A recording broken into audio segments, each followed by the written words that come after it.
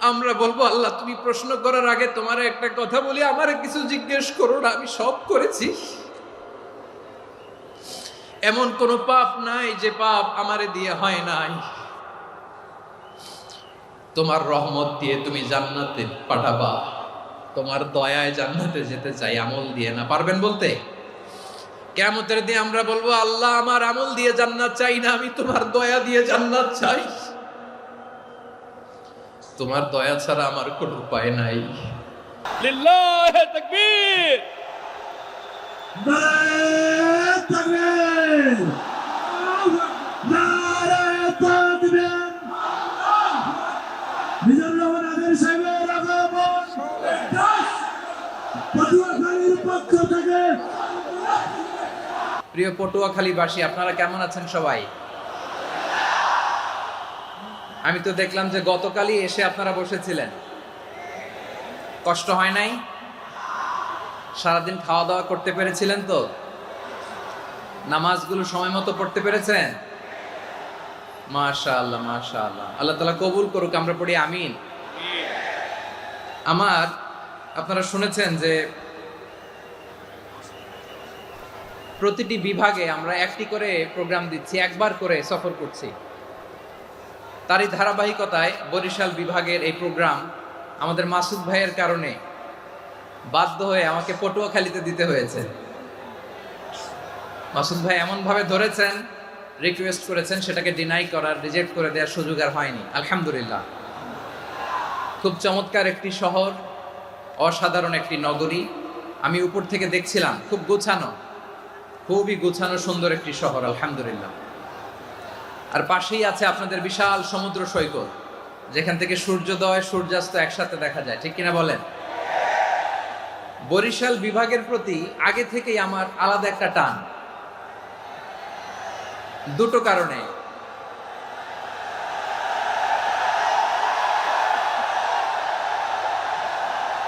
আলহামদুলিল্লাহ আলহামদুলিল্লাহ, মাশাআল্লাহ। এই গণজোয়ারকে আল্লাহ তাআলা ইসলামের পক্ষে কবুল করে নিক। এই প্রাণ ঢালা উচ্ছ্বাস, ভালোবাসা, এটা কোরআনের জন্য, ইসলামের জন্য, ঠিক কিনা বলেন? কোনো অপশক্তি এই গণজোয়ারকে ঠেকাতে পারবে না, কারণ যে ভালোবাসা আল্লাহর জন্য হয় সেটাকে ঠেকানো যায় না, ঠিক কিনা বলে? আমার প্রাণ প্রিয় পটুয়াখালীবাসী ভাইরা, বিশেষ দুটি কারণে বরিশাল বিভাগের প্রতি আমার আলাদা একটা ভালো লাগা। এর কারণ, এই অঞ্চলে আলেম ওলামা বেশি, ঠিক কিনা বলেন? আজকের এই প্রোগ্রামে অনেক কওমি মাদ্রাসার মুহতামিম সাহেবরা এসেছেন, আমি শুনেছি। আলিয়া মাদ্রাসার প্রিন্সিপাল হুজুররা এসেছেন, খতিব সাহেবরা এসেছেন, ইমাম সাহেবরা এসেছেন, মুয়াজ্জিন সাহেবরা এসেছেন। এই বিভাগে আলেম ওলামা বেশি। তার প্রমাণ, এখানে এই বরিশালের ভেতরে আছে সারসিনা দরবার, ঠিক কিনা বলেন? অনেক হাক্কানি একটা দরবার। সারসিনার মরহুম পীর সাহেব হুজুরের খেদমত করেছি আমি অনেকবার, সুযোগ হয়েছিল আমার ছাত্র জামানায়।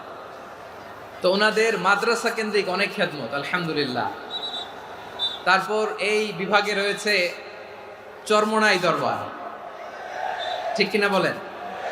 ওনাদেরও বিশাল মাদ্রাসা, ধর্মীয় অঙ্গনে, মাদ্রাসা অঙ্গনে, রাজনৈতিক অঙ্গনে ওনাদের অনেক খেদমত। তারপরে এখানে আছে ঝালকাঠি এনএস কামিল মাদ্রাসা।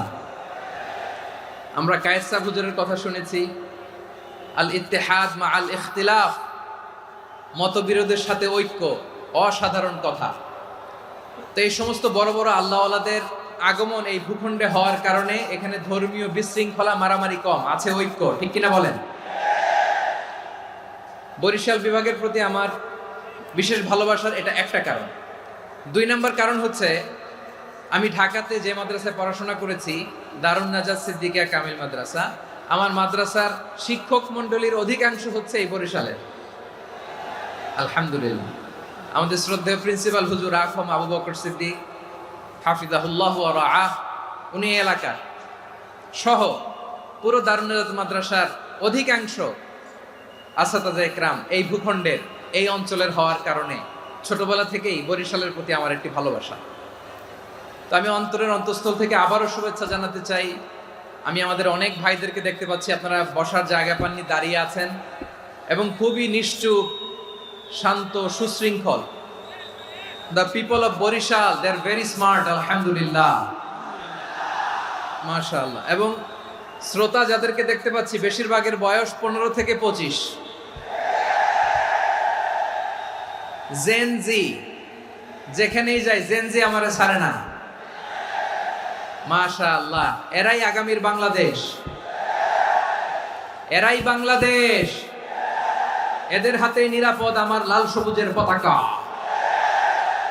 এদের হাতেই নিরাপদ আমার 56,000 বর্গ মাইলের প্রতিটি ইঞ্চি মাটি।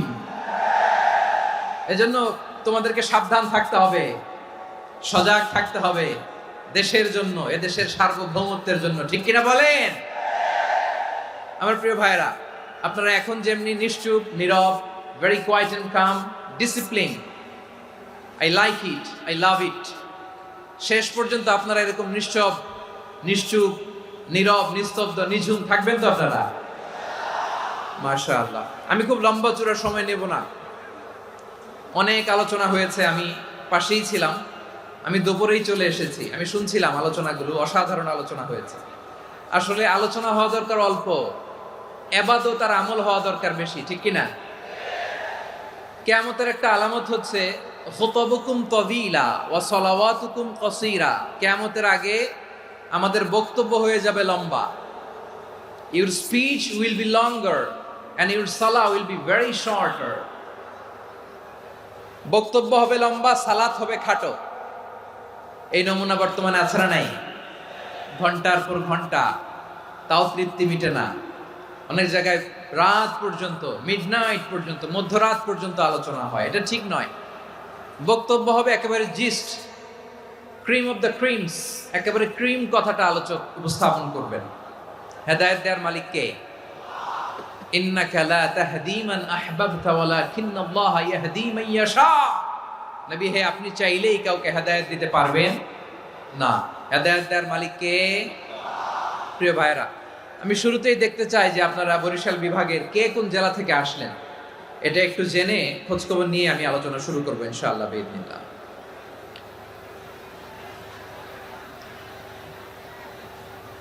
প্রিয় ভাইরা,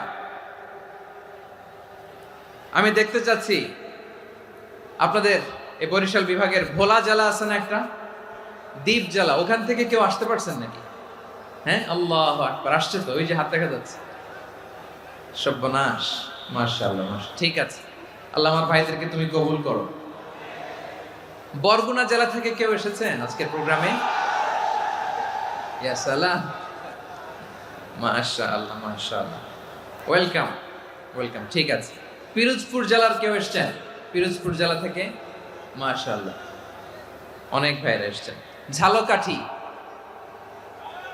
মাশাআল্লাহ, ঝালকাঠির অনেক আসছে। তারপর বরিশাল জেলা থেকে কারা কারা এসেছেন? বরিশাল, মাশাআল্লাহ, তাবারাকাল্লাহ। এবার পটুয়াখালী জেলার কারা কারা দেখি? মাশাআল্লাহ, মাশাআল্লাহ, মাশাআল্লাহ। আল্লাহ তুমি কবুল করো, আল্লাহ তুমি কবুল করো। লিল্লাহি তাকবীর, লিল্লাহি তাকবীর, লিল্লাহি তাকবীর। হাত নামান। প্রিয় ভাইরা, আসুন আমরা কাল বিলম্ব না করে আজকের পটুয়াখালী জেলা শহরের, মাশাআল্লাহ, ওই যে লক্ষ্মীপুর থেকে আমাদের ভাই এসে প্লেকার্ড নিয়ে দাঁড়াইছে, ঠিক আছে, প্লেকার্ড দেখেছি, ফি আমানিল্লাহ।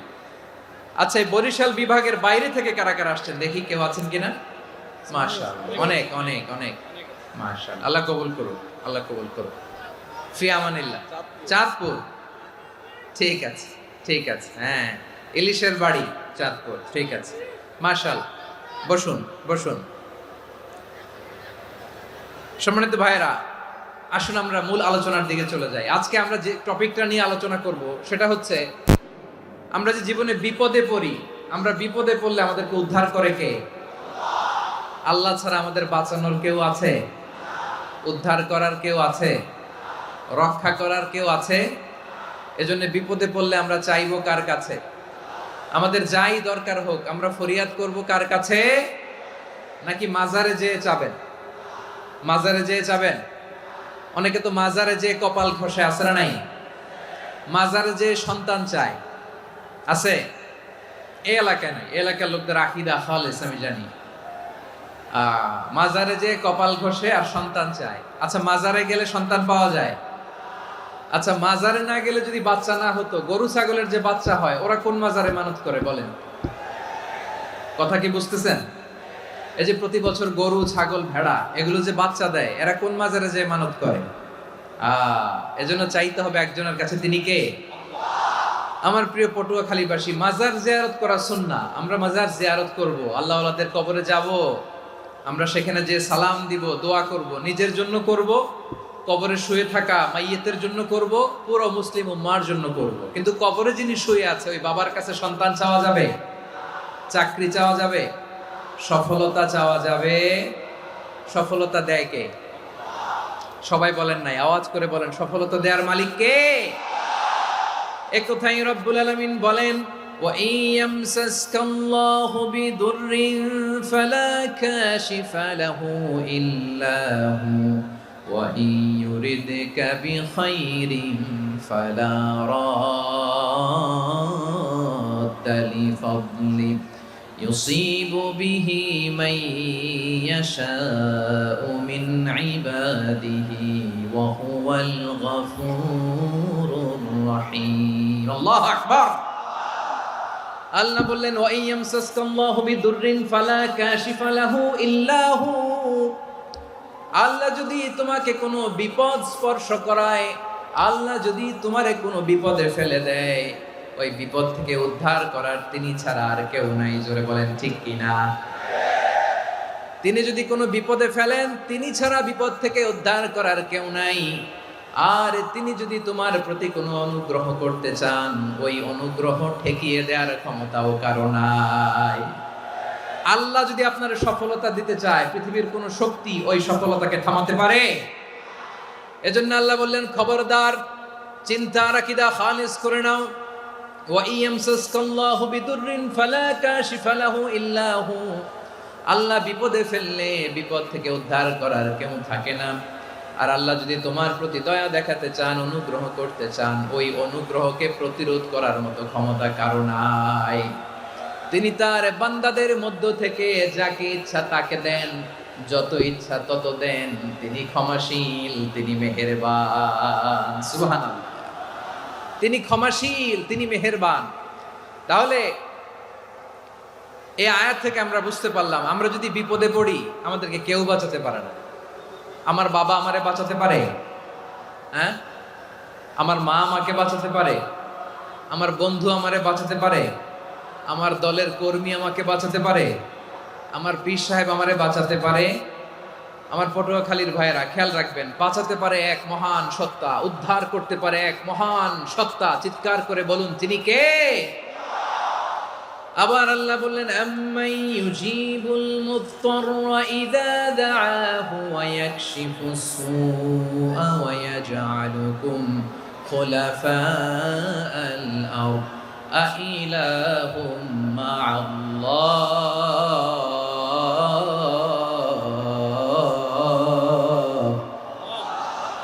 ক্বালিলাম মা তাযাক্কারুন। রব্বুল আলামিন বলেন, বিপদে পড়ে কাতর কণ্ঠে চিন্তাগ্রস্ত হয়ে যখন কেউ ফরিয়াদি হয়ে আল্লাহর ডাকে হাত তোলে, তখন এই ব্যক্তির ডাকে সাড়া দেয় কে? সবাই বলুন। কাতর কণ্ঠে বিপন্ন অবস্থায় আপনি যখন কেঁদে কেঁদে হাত তুলে আপনার দুঃখের কথা জানান, আপনি যখন ডাকেন তারে, তখন আপনার ডাকে সাড়া দেয় কে? আল্লাহ বলে, আমি সাড়া দেই। তোমাদের বিপদকে মুক্ত করে দেয় কে? ওই আল্লাহর সাথে কোন উপাস্য আছে নাকি? কিন্তু খুব অল্প সংখ্যক লোকই তোমরা উপদেশ গ্রহণ করো। কথাটা কার? তাহলে বিপন্ন মানবতা যখন কাঁদে, মানুষ যখন বিপদে পড়ে নিরুপায় হয়ে ফরিয়াদ করে, তার ডাক শোনার কেউ নাই একজন ছাড়া। চিল্লায় বলেন তো, তিনি কে? এজন্য আমরা ফরিয়াদের হাত কার দিকে তুলব? প্রিয় পটুয়াখালী বলেন, ফরিয়াদের দুটো হাত আমরা কার দিকে তুলবো? এবং খেয়াল রাখতে হবে, মাথার সাথে সেট করে নিতে হবে, আল্লাহ ছাড়া আমাকে উদ্ধার করার কেউ নাই। এই পৃথিবীতে কেউ আপন না। প্রিয় ভাইরা, বিপদে পড়লে বোঝা যায় কেউ আপন